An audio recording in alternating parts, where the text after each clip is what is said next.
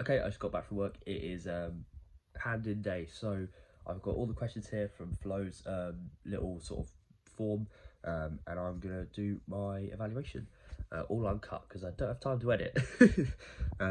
So starting off with concept. So how did I feel about the project on day one? To be honest, I was very overwhelmed and a little bit stressed on day one because obviously this project had higher stakes than a lot of the others.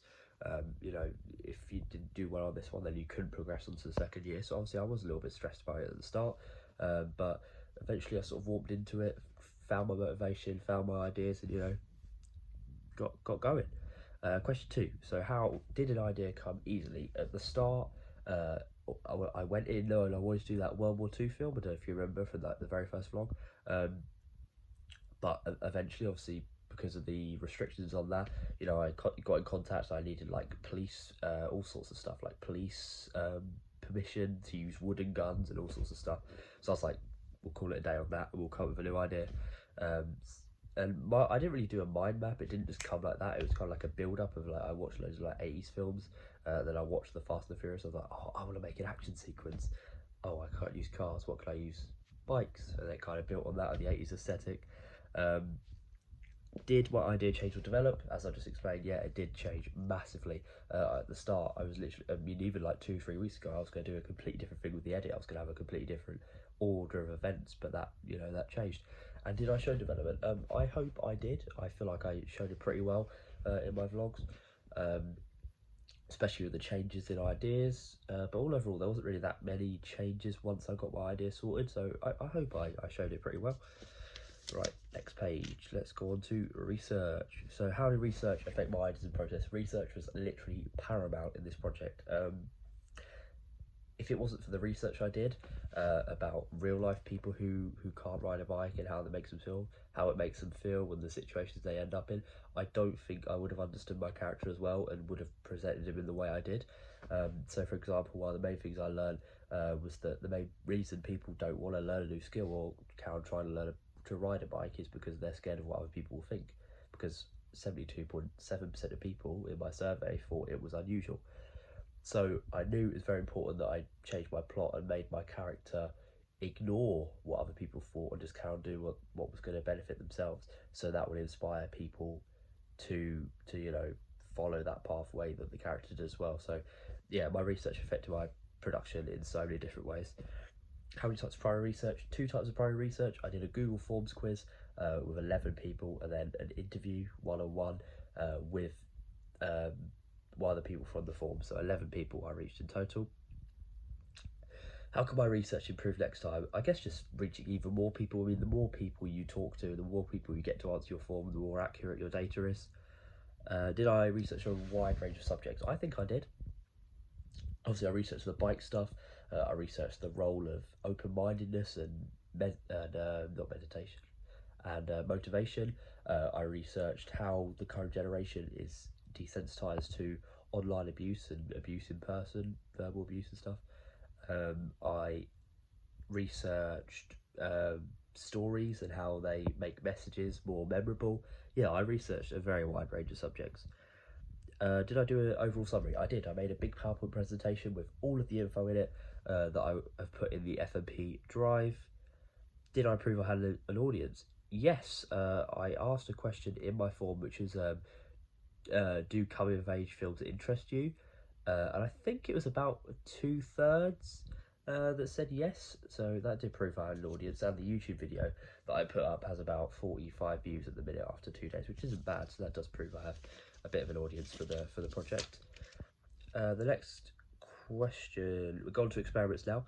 So, did you show what my film would look and sound like in my experiments? I think I did a good job on experimenting with audio. I did the experiment with the Rode mic with the wind, so I think I showed what it would sound like. Visually, a little bit. I practiced with that pullback shot, and I practiced with riding the bike with the gimbal. But other than that, I probably could have done more experiments with like aesthetics and color grades and editing and that sort of thing. Because I barely did any experiments post production. Did I analyse my findings? Yes, I did. There's a long experiments vlog where I do all the experiments and then analyse how that's going to affect my production afterwards. Did I do enough experiments? I think I did a good amount. I did about 6, I think. But yeah, how can I improve? I should have done some more post-production experiments, looking at colour grading, cutting, different ways I could have made the film, fit the 80s aesthetic even more. And finally, on to planning and production. Did I do lots of planning? Yes, so much planning, It's so hard to get everyone together at the same time to film stuff, especially when you have a big cast like I did. So yes, it took a lot of planning, a lot of talking, a lot of people, sending me their work times and, their college days and just kind of working around that. It took a lot of planning. Did I use a calendar? Yes, in my pre-production PowerPoint, I have day shooting planners, calendars, which you can see. How did I carry out production? So on the day, they knew what was going to happen before they got there because I sent out messages on our big group chat, and then we went and got transport there and back, and we just got straight into shooting, got it done as quickly as possible, well, not as quickly as efficiently, while still upholding quality as possible, and yeah, that's it. Did I change anything last minute? A little bit, I guess the introduction of the calendar sequence, changing that over the bus stop sequence and even before that the garage sequence, I guess, is a pretty last minute change, but not that last minute. I documented it and stuff in my concept vlog.